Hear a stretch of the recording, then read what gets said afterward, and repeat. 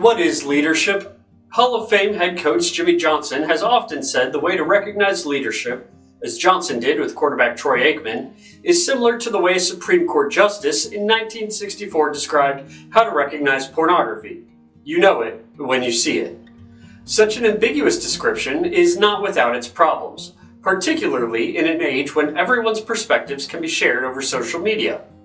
One of these perspectives is in the political context, and it's a graphic that recurs advocating for people to stop calling elected officials leaders. Political critics will humorously quote French Revolution-era politician Alexandre Ledru-Rollin, who allegedly said, "There go the people, and I must follow them, for I am their leader." Regardless of ornery internet graphics or apocryphal quips, elected officials are leaders given the resources and capacity they wield to enact policy. The sentiment arises because people in leadership roles can have bad ideas or moments of weakness. This doesn't change the fact that they are leaders. Likewise, people who we don't consider to be traditional leaders can rise to meet challenges or start movements. County Commissioner Ruthie Schleybaugh is developing into a leader. She hosted a town hall last night for residents of Beverly Hills to discuss what they would like to see out of the Central Ridge Park.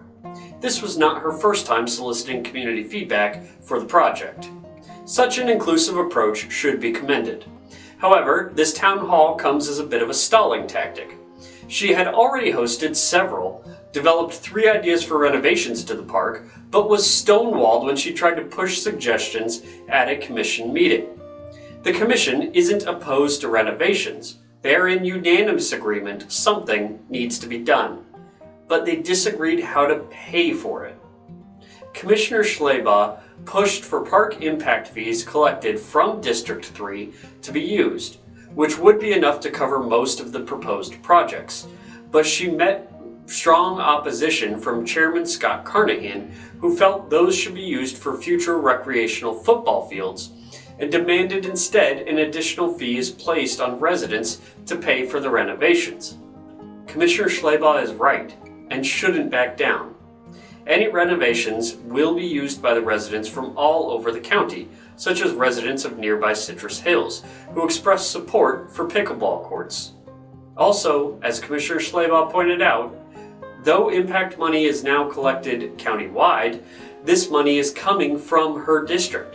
Beverly Hills has already paid for park improvements through new construction, and the rest of the county would benefit. Any additional fee would be double taxation. Hopefully, Commissioner Schleybaugh returns to the next meeting with renewed confidence from her town hall and gets a project moving forward that doesn't require an additional fee or general fund money.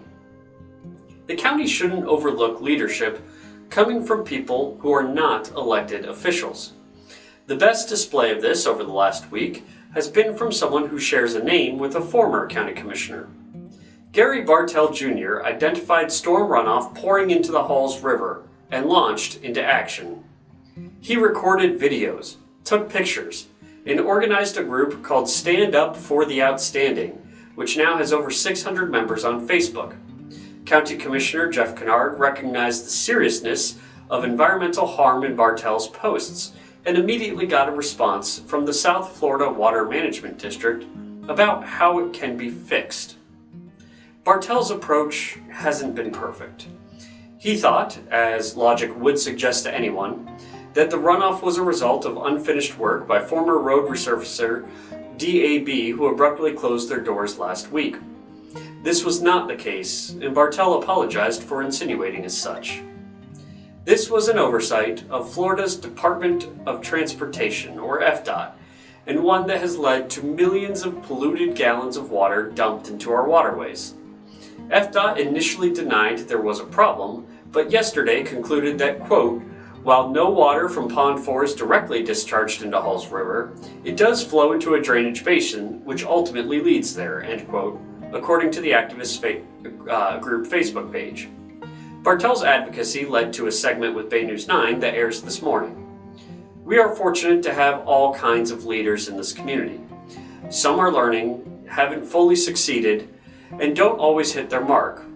But they are passionate and hardworking, and their labors, as evident by Schleybaugh and Bartell, will make the county a better place.